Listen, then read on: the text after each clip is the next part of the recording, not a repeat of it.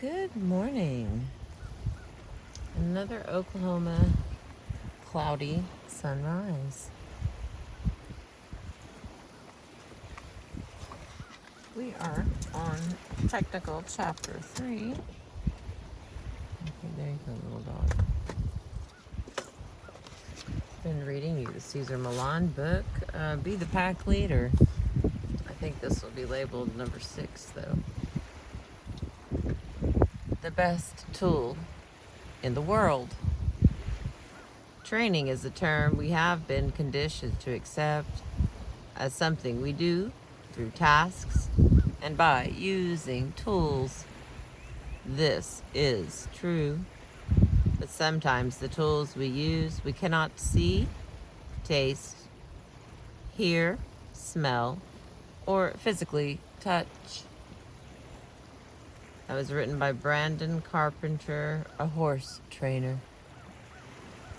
Often, when I'm doing a public appearance or leading one of my seminars, I'm approached by people who want to know what I think is absolutely the number one, best, most consistently reliable tool for training or rehabilitating a dog. They are often surprised when I tell them that the best tool they could ever have for controlling their dogs is something they already own. They carry that tool with them every day, everywhere they go. That tool is their energy. In fact, that is the one and only tool that I will always come out and advocate every time. You, meaning your energy, your beingness, happen to be the most powerful tool that has ever been created. You, as a human being, have ability that is unique in all of the animal kingdom. All right, let me read that again. A bird came to say hi and I looked away. Sorry. You, meaning your energy, your beingness, happen to be the most powerful tool that has ever been created. You, as a human being, have ability that is unique in all of the animal kingdom. Only a human, no other animal, is able to put several different species together in one place.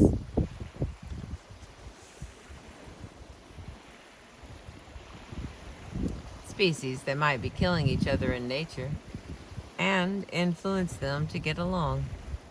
Have you ever seen a movie, for example, Ace Ventura, Pet Detective, or Dr. Dolittle, where there is a chicken, a pig, a horse, cat, dog, snake, and cow, all together in one room?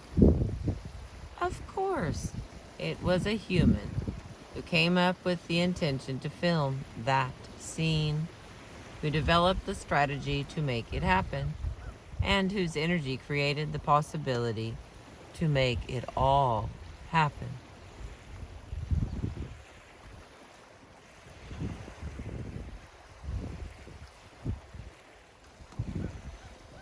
Okay. All those animals on that movie set had human handlers, trainers like my friend Clint Rowe, who are able to control the animal that they are in charge of without leashes or collars or cages, at the very least for the period of time in which the scene is being filmed. If any of those human handlers in charge of the animals became nervous or frightened, or somehow woke up one morning thinking, I'll never be able to control that pig today, the scene wouldn't happen. Including your energy, I define a tool as any item we use to establish a physical link to our dogs. Like our energy, tools are intended to communicate our intentions and expectations to our dogs. Techniques are how we apply our chosen tools and other methods to become more effective pack leaders.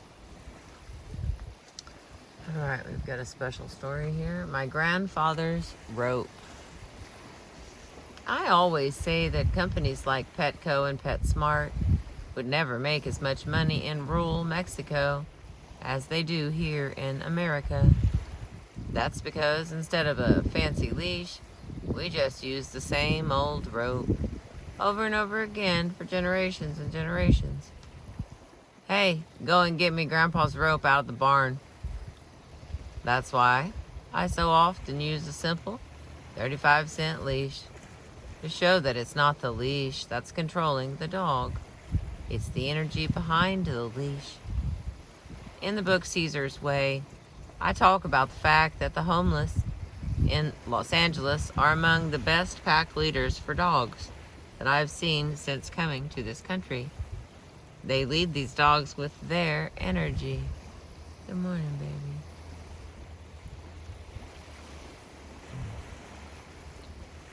They lead these dogs with their energy, and the dogs follow off leash.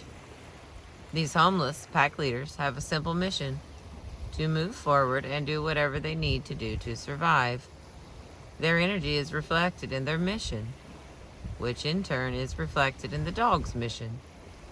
In many primitive cultures, dogs still roam free in villages, scavenging for scraps. They follow along with humans without a leash when it comes time to go hunting or tracking.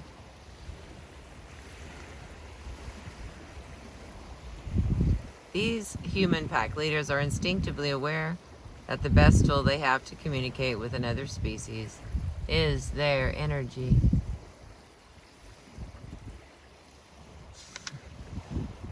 There are two buzzards trying to say hello to me.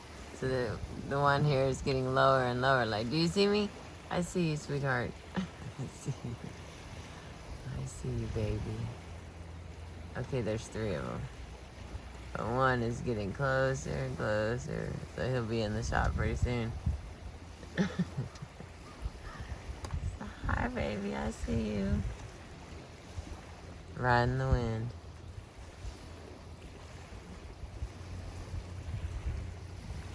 Okay, back to my story here. He wasn't going to stop until I was about to have to whistle at him, so he knew I seen him. Alright, here we go. Before human civilization began encroaching on animals' territories, forcing them to become unnaturally aggressive in order to survive, most animals, even some of the most fearsome beasts on earth, were naturally afraid of humans.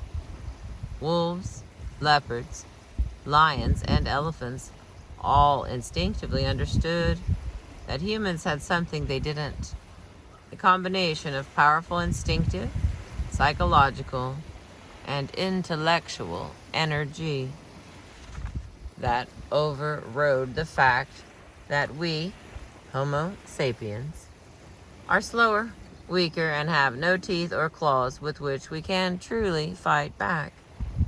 Today, we modern humans just go down to the store and buy special leashes and collars that we think give us more power over animals. In truth, most of us have lost the instinctual energy that gave us our natural advantage in the first place. We have forgotten what our ancestors already knew about animals: that the only surefire way to outwit them was by using our minds. Throughout years of civilization, humans have invented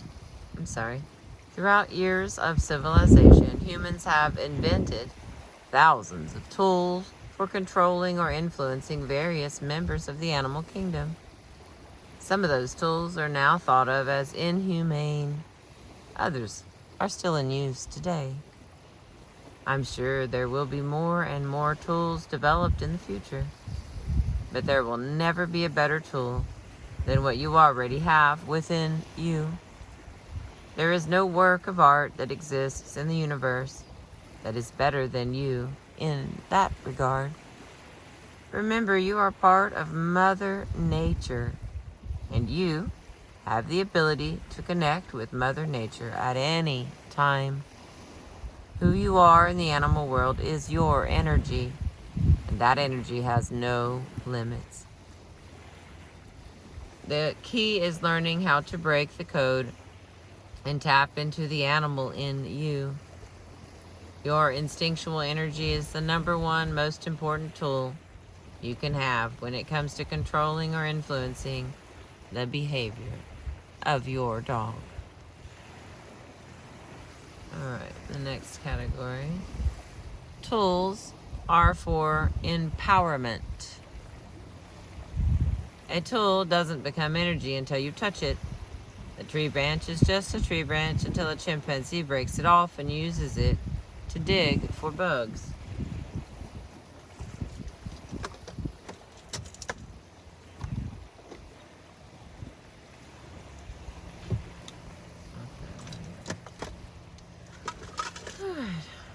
It has no special function until the chimpanzee uses the branch with intention. A cheese knife can be laying on the cutting board next to a row of cheddar and crackers. But if a man takes it and stabs another man with it out of anger, it becomes a weapon. Again, simply because of intention. Is using a cheese knife to cut cheese inhumane? Of course not. Is using a cheese knife to stab someone inhumane? Yes. What I am getting at here is that whatever tool you choose to use with your dog was not invented to hurt the dog. The tool was made to empower the handler, given the possibility that the handler cannot control the animal with energy alone. If a handler comes to certain tools with anxious energy, frustrated energy, anger, or a feeling of helplessness, then I would argue that the handler's negative energy is far more inhumane toward the dog than most tools out there. If a tool isn't used correctly and with calm, assertive energy, not only will it not work, but it can indeed become something that harms the dog. There are many cases in which a dog owner legitimately cannot control the animal with energy or just a simple rope, and no one should be ashamed of that. After all, there are leash laws throughout America. Even the lawmakers pretty much assume that a good percentage of people out there may not be able to control a dog in an emergency. Leashes, collars, and other tools act as our backup. In some cases, a dog is just way too physically strong for a human. My friend and client Kathleen is a good example of such a case. Kathleen adopted Nikki, a 92-pound Rottweiler who had been abused by his previous owner. And there is no doubt that without Kathleen stepping up to rescue him, Nikki surely would have been put to sleep. Kathleen is a delicate, tiny woman who also has osteoporosis. And since Nikki is a powerful, high-energy dog, he needs to walk regularly. Kathleen is not strong enough on her own to stop Nikki if he gets excited and rushes toward another dog while on walks. Kathleen is exactly the kind of person who needs the correct tool to empower herself and to keep Nikki and the other dogs safe.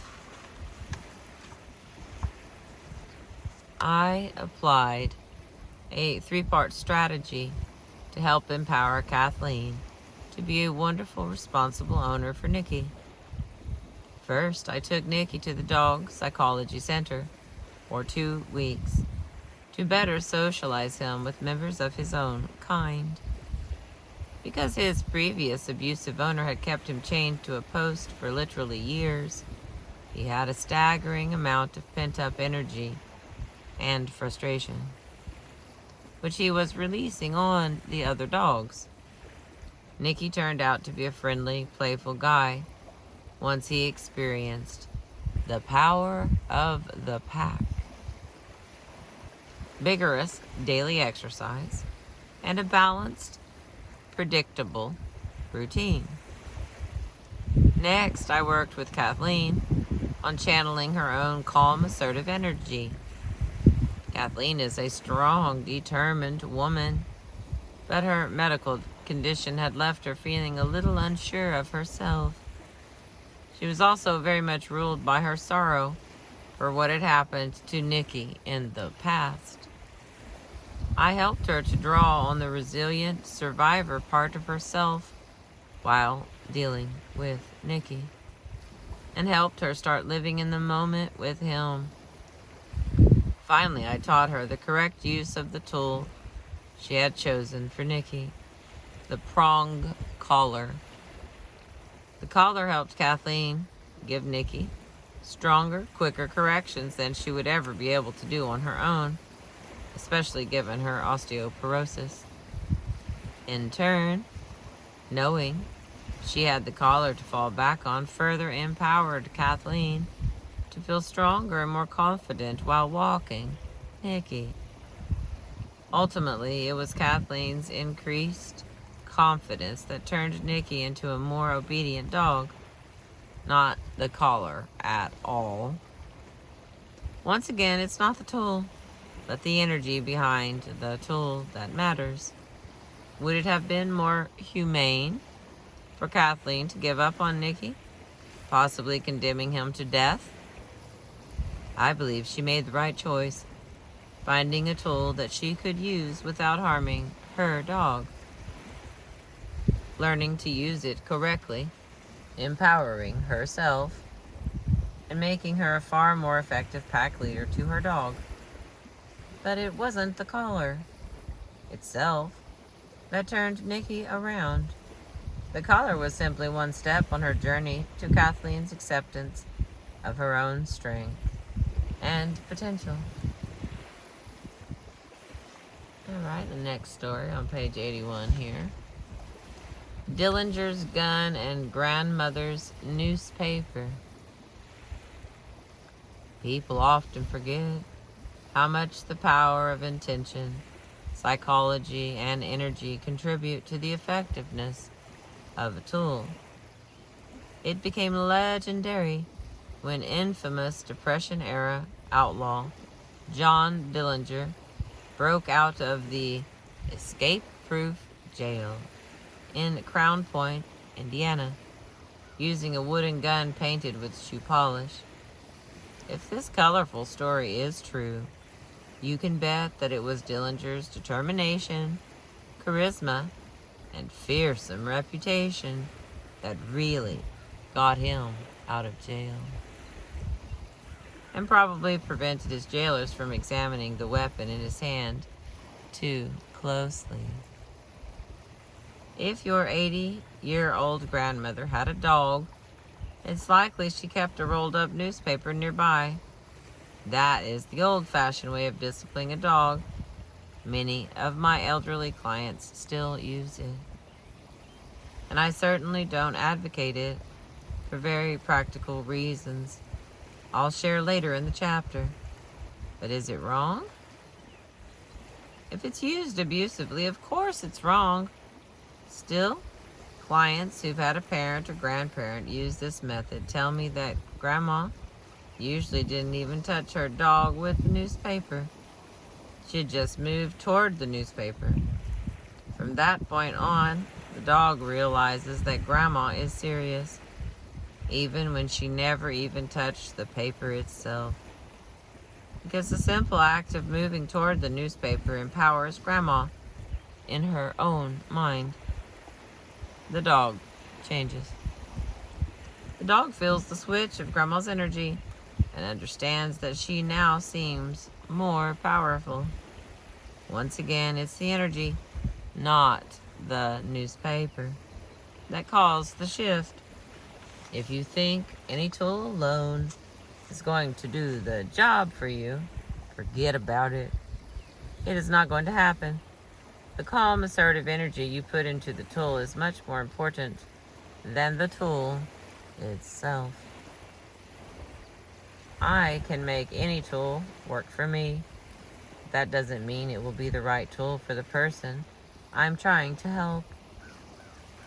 When I go to the homes of my clients, I always ask them, what is the tool that makes you the most comfortable? I prefer to work with the tool they are already familiar with, but of course, to train them in the correct method of using that tool. Since incorrect use of any tool can be harmful for a dog, sometimes I might feel that the clients would do better with a different tool, because perhaps they may not be at the correct level to master the tool they are currently using. In that case, I will suggest what I believe is a better method for them to obtain control, and more importantly, the self-confidence they need in order to be effective. Again, it's the confidence, the calm, assertive energy. That is the key. The ideal goal, and this is a goal that truly is possible for many people, is to recover the primal connection between human and dog in order to master the off-leash experience. The dream is to be able to use your energy to connect and communicate with your dog in such a way that your need for any tool is minimal. Take, for instance, my relationship with my pit bull, Daddy.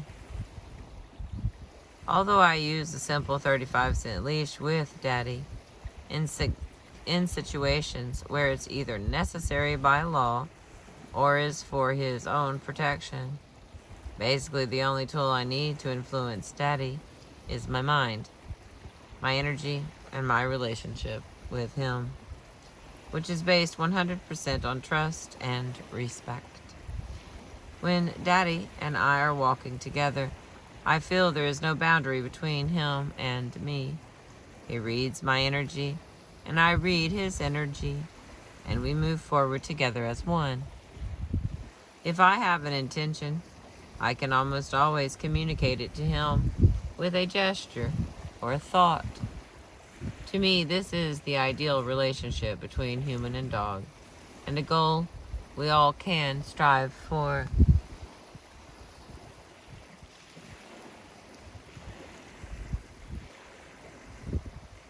While I focused on one's energy to control a dog's behavior thus far in this chapter, I do want to clarify that I am in favor of leash laws.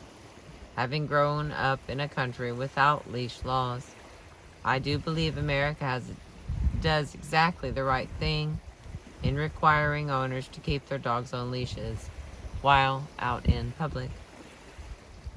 Dogs are animals, and animals are controlled by instinct, not by reason. Even the most diligent owner could experience her dog being attracted to a child who's eating a piece of chicken, or a baby in a stroller with a bottle of milk, or another dog across the street. The dog could bolt away and hurt a child or another dog, or could dart into the street and get hit by a car. Sadly, experience has proven that most owners have little control over their dogs in such a situation. Another advantage to a leash law is to help control the dog population. One of the dog's strongest natural urges is to mate, and without leashes, an unspayed female in heat can be impregnated in the blink of an eye.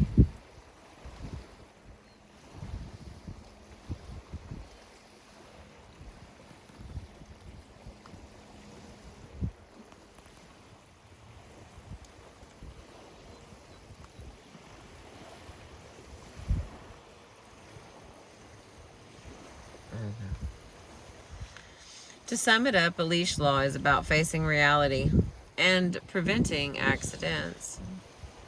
And I am 100% supportive of this important safety measure.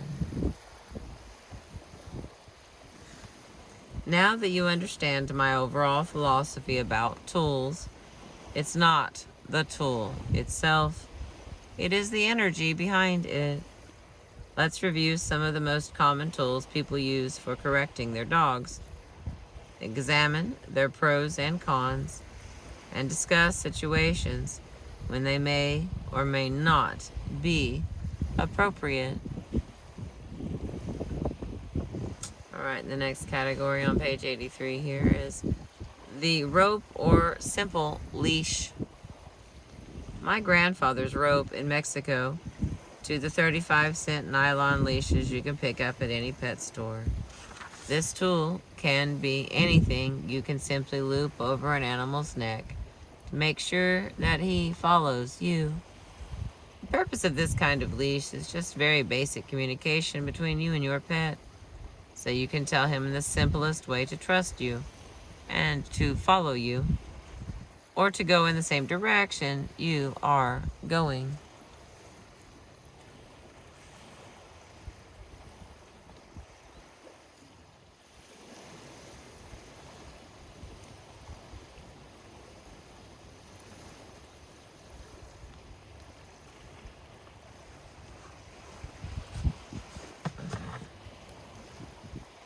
Fix this for a second, my friends. Get this a little bit more.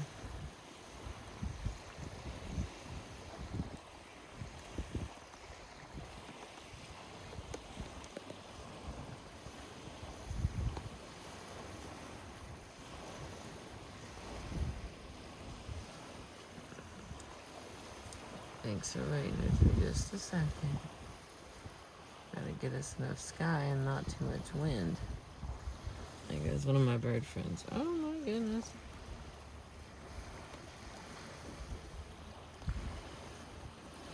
Oh, come on. We were doing so good till I had to move it, didn't I? Just had to move it.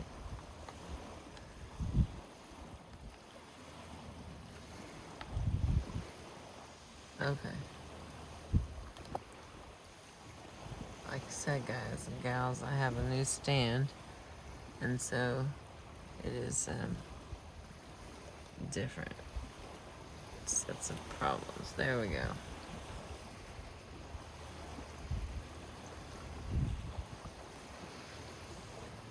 Alright, I hope that's straight. I mean, looks straight. Looks clear. Simple leash is the basic way to ensure that an animal doesn't run away from you. Usually this is for the good of the animal. I remember experiencing my grandfather's farm where a cow or horse would fall into a ditch. The animal would panic and thrash around and do things that were obviously going to hurt him. My grandfather would go get the rope, loop it around the animal's neck, and use his calm, assertive energy to get the animal to relax. Then he would use the rope to lead the animal to safety.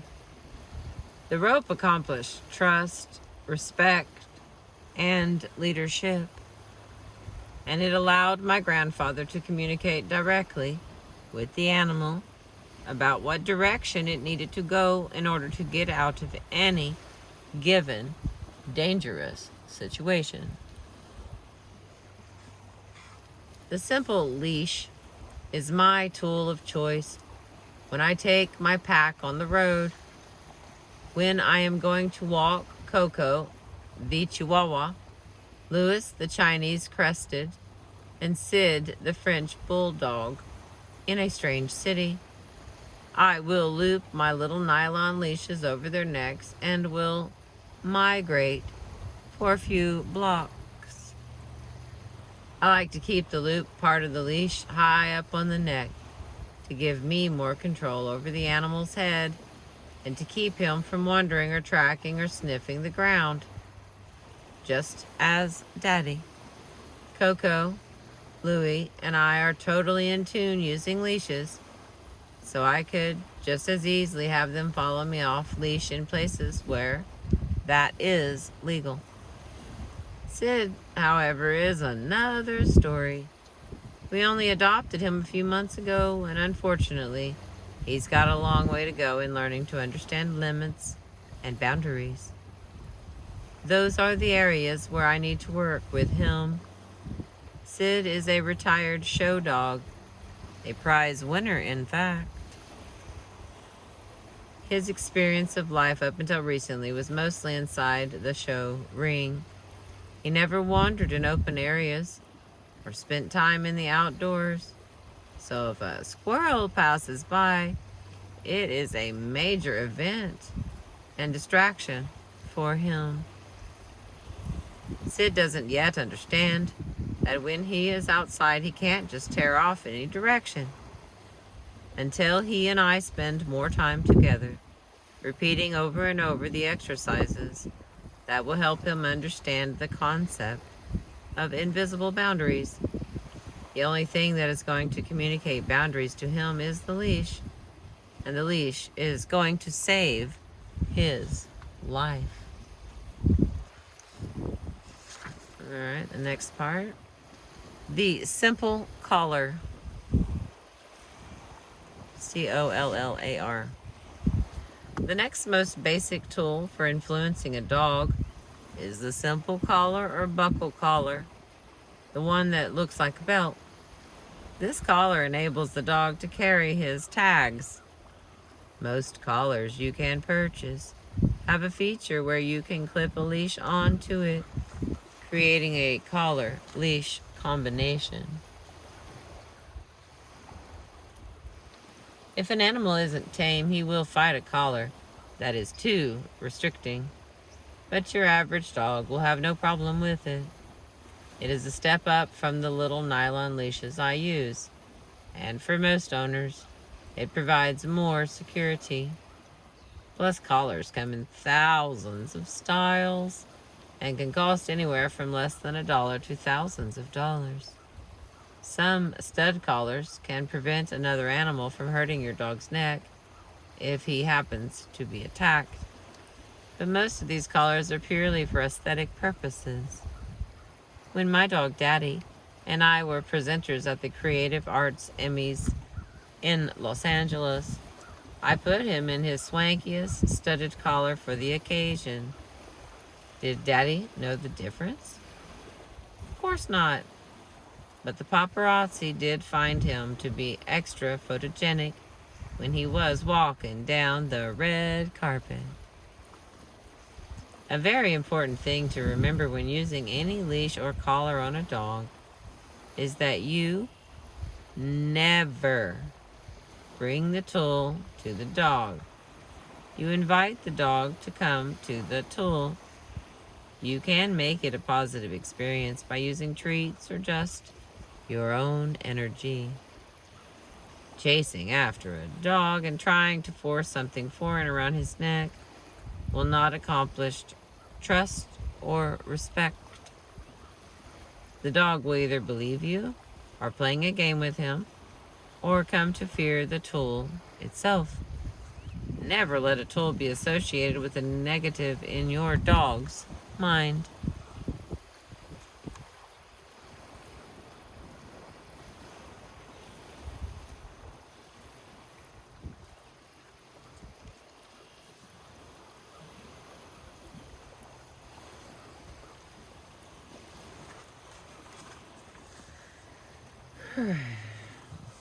The next category, the Flexi leash, Flexi. Flexi leashes were first created for tracking purposes. Before the Flexi leash, handlers of tracking dogs would have to carry 20, 30, or 40-foot leashes to allow the dog to follow a scent. Then they'd have to go through the long and tedious process of winding the leash back. The Flexi leash became the perfect solution because the handler was able to command the dog to search and let the dog go.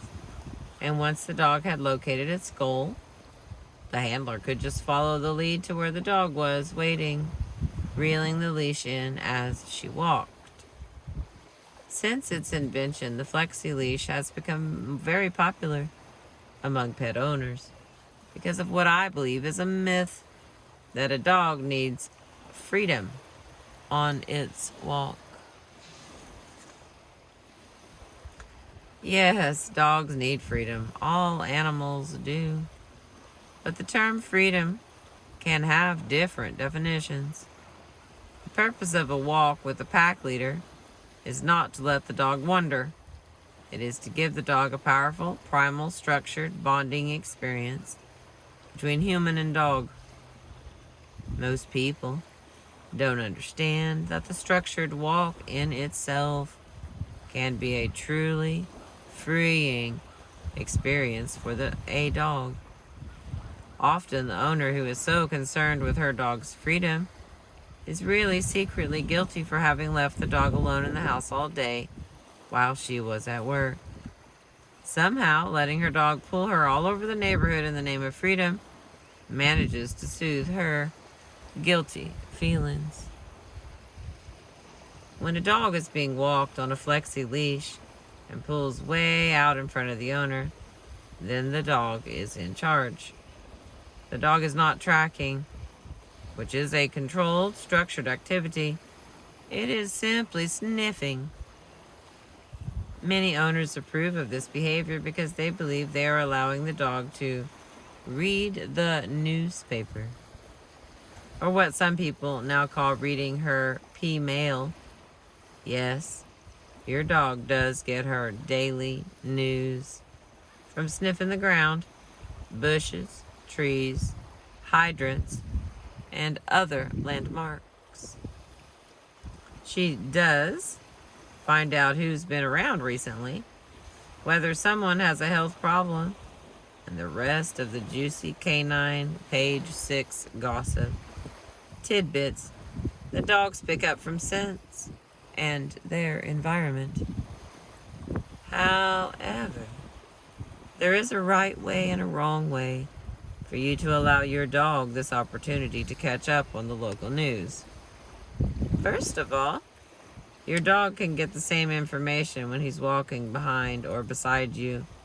He does not have to be pulling you along, acting as your pack leader.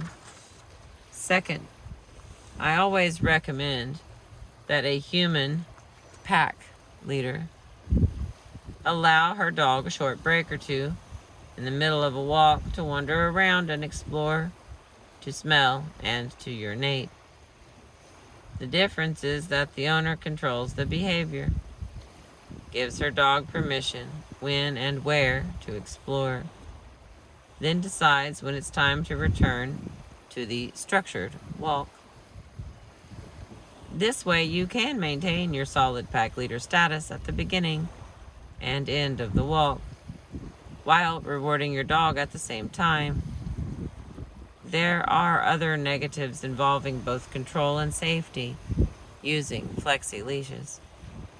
A flexi leash gives you the minimum amount of control over your dog. People often get tangled in the leads, and sometimes so do dogs. A very high energy, active, dominant dog has the greatest likelihood of getting into trouble with so much space between the leash and the handler. The stronger the dog, the more likely he is to pull away from the handler, dragging her, or even yanking the leash out of her hands, defeating the purpose. Flexi leashes work best with medium energy, happy-go-lucky dogs, or very lightweight dogs that don't have dominance issues and are basically obedient in most situations.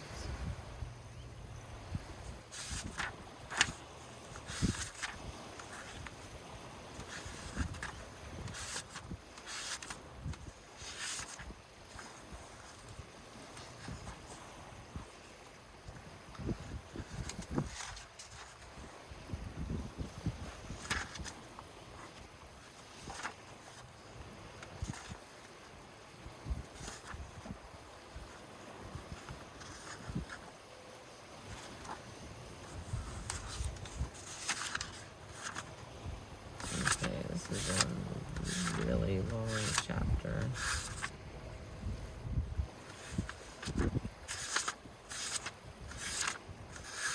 Oh my word. Alright. Let's see, where are we at? Where is we? The sun keeps trying to pop out just a little bit, so I'm going to read a little bit more. This is like a whole chapter full of options for tools. Okay. The choke chain, page 88. The choke chain, probably the training tool with the most negative name in the world, originated from the same basic idea of the loop around the neck to control an animal's movement. We are back to the concept of my grandfather's rope again.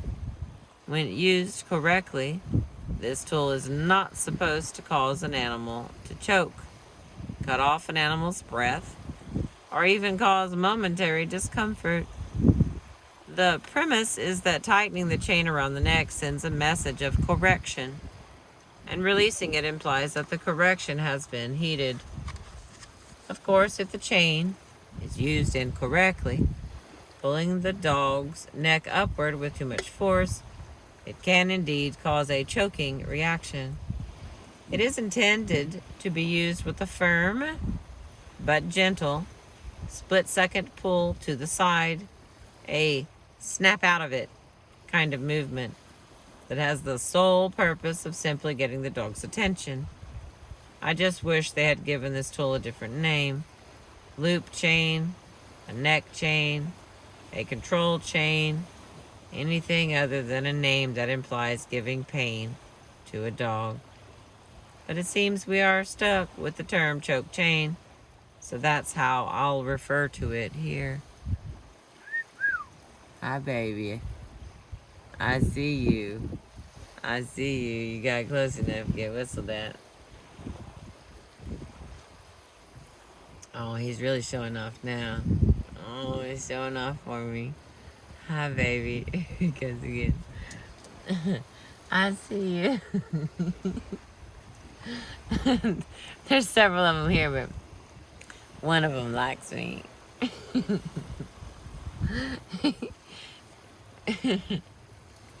Went around and zipped around the tree to show me his skills. Like, it's her. Yes, it's me, baby. It's always me. You may not know it, but buzzards are like all the other animals. If you whistle at them and you wave at them and you tell them that they're pretty birds, when they're all sitting in the tree together, they remember me. How precious. I wasn't gonna quit till I whistled. Oh, hey, there's a feather. Okay. Back on track. My friends are flying around me, waving with their wings, like friends do. Okay, here we go again. A choke chain doesn't even have to be a chain to serve its purpose. While the traditional choke chain is made out of metal, some people believe chains made out of heavy cotton or interlocking loops of thick nylon are more humane for the dog.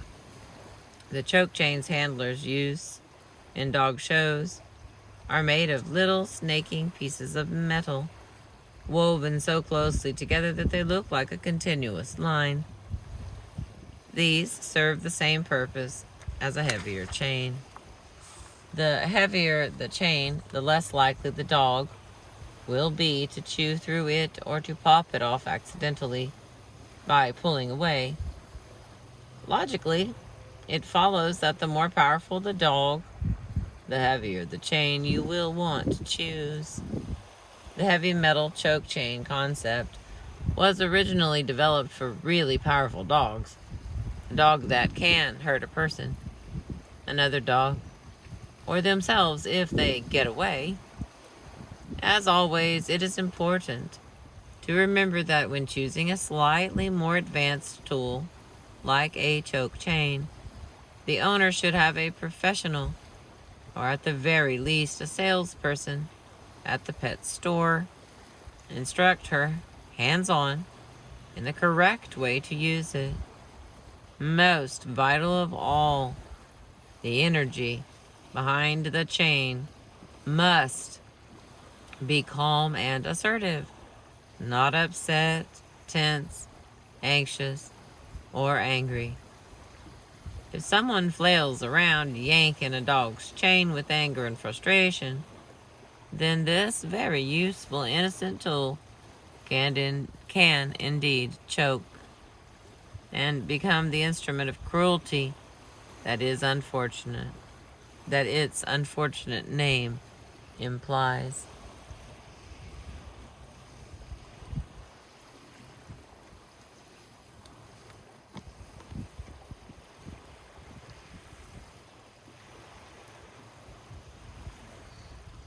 All right.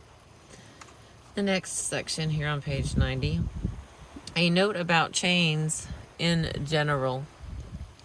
My dog psychology center in South Los Angeles is in the heart of some pretty hardcore gang territory. It seems that throughout history, aggressive men have gravitated toward big, tough dogs to make them seem more powerful. In this day and age, pit bulls seem to be the tough dog of choice for gang members, drug dealers, and other antisocial types. In the past 15 years, the brutal, underground culture of dogfighting has become a big source of income for gang members and other criminals. Many of my dogs at the center are survivors of such brutality.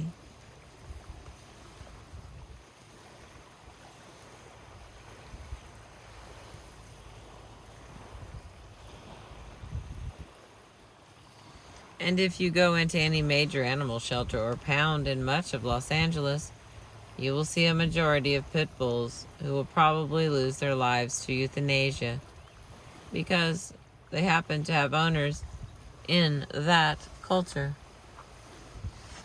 I am strongly against this way of life. It is not only inhumane to animals, but many who attend dogfights bring their children to watch, creating a new generation of people who are desensitized to animal cruelty.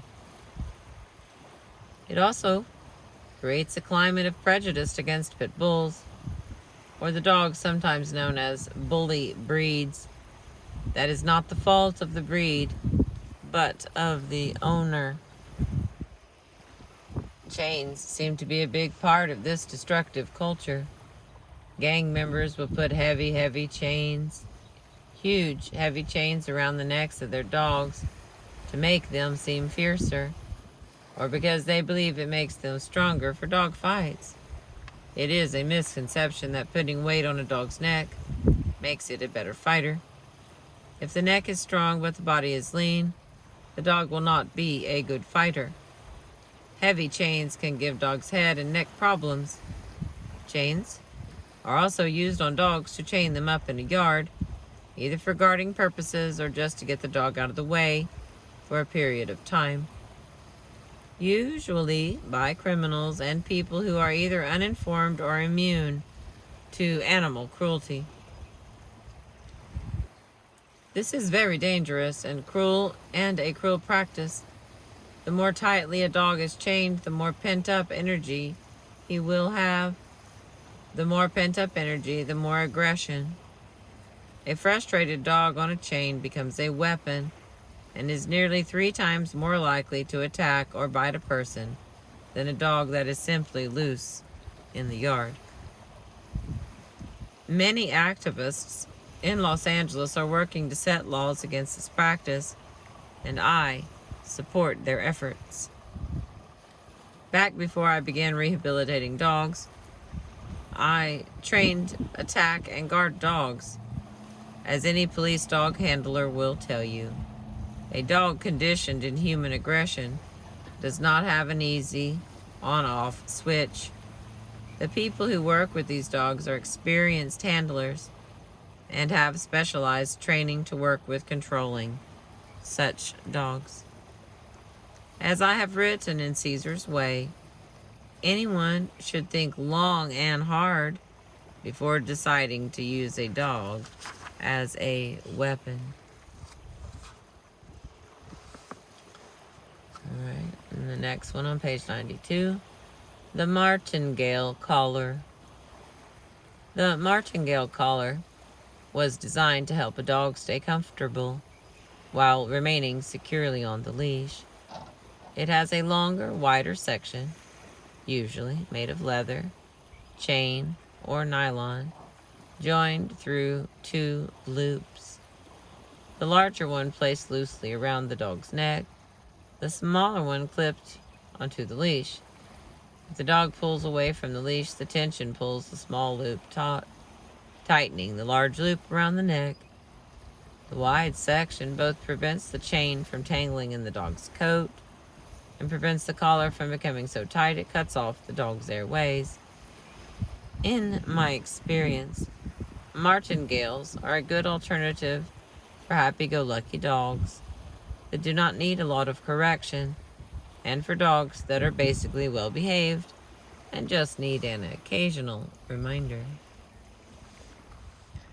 All right, the next category is the illusion collar.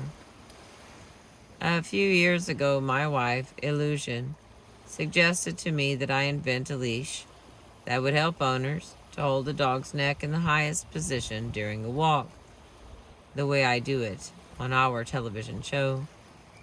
I suggested that she take a stab at it herself.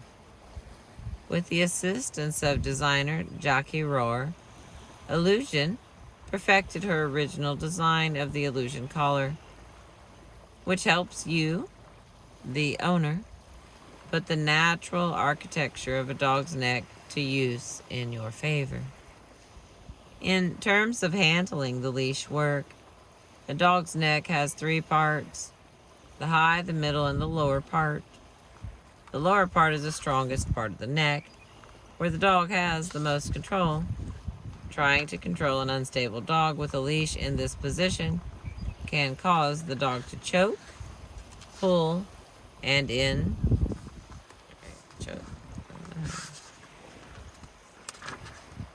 choke, pull, and wrestle. And you are likely to be the loser of this wrestling match. But when the leash is attached to the very top of the neck, you're dealing with the most sensitive part. It takes very little effort for you to communicate, guide, and correct your dog. When holding the leash in that position, it is more natural for the dog to give in and have a positive learning experience. It also removes the dog's nose from the ground, redirecting him from the distractions of the environment around him. The illusion collar is designed to use the lower part of the neck for support, while at the same time relying on the upper part of the neck for communication and control. The illusion collar also helps a dog to achieve a body language where she looks proud. I believe that is why dog show handlers put their leashes at the top of the neck, to keep the dog's head held high and to signal to the judges and the audience that the dog is a proud and confident contender. Any leash or collar placed high up on the neck will do this. We've just designed the illusion to be more foolproof about it. When a dog holds her head up and looks forward, her entire body language changes. You can visually see it change. Her tail and chest often follow the head in being lifted higher. Once the body language changes, the energy follows suit. When a dog holds her head up, she is communicating a sense of pride about herself.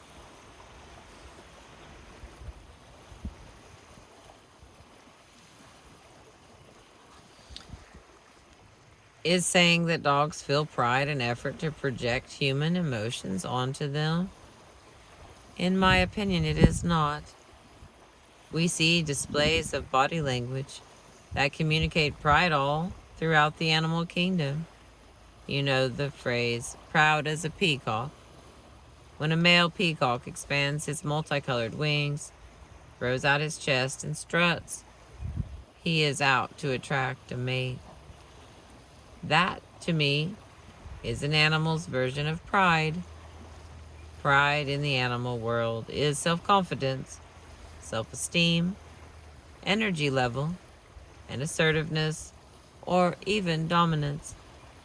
The dominance part of it can even come from a more submissive type dog, because with the kind of pride or self-esteem I'm describing, there's also playfulness involved. It's not 100% dominance, requiring submission from other dogs. It's simply a dog feeling his best about being a dog. Come to think of it, what I just described is not too different from what we call pride in the human world.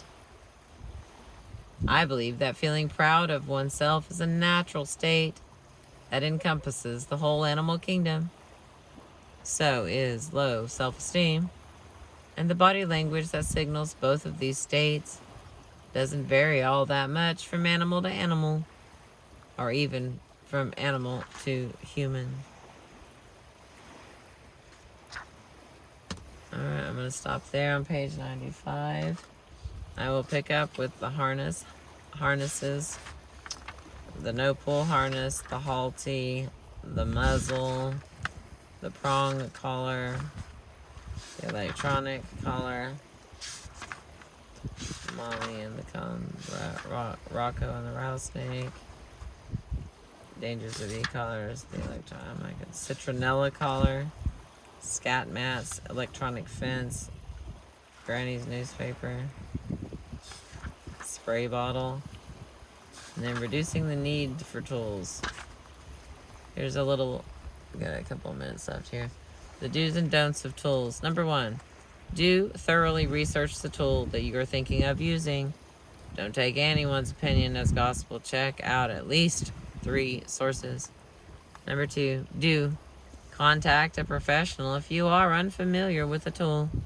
Number 3, do remember that a tool is only an extension of you and your energy. Number 4, do work toward reducing your need for tools, especially advanced tools. Number 5, do continue to work on your calm, assertive energy and leadership skills, no matter what tool you are using. Number 6, don't use any tool if you are tense, anxious, angry, or frustrated. Number 7, don't think of any tool as punishment. Number 8, don't rely on advanced tools such as e-collars as permanent solutions. And the last one, number 9, do not use any tool that you are not 100% comfortable using, intellectually, morally, or spiritually, no matter what the experts say. Alright, so we have about 20 pages left to be done with this chapter. And we are quite a ways through this book. Here's what I've been reading you. Thank you for being with me. I appreciate you. Hope you enjoyed the sunrise. Remember to like, share, and subscribe. I'll see you later.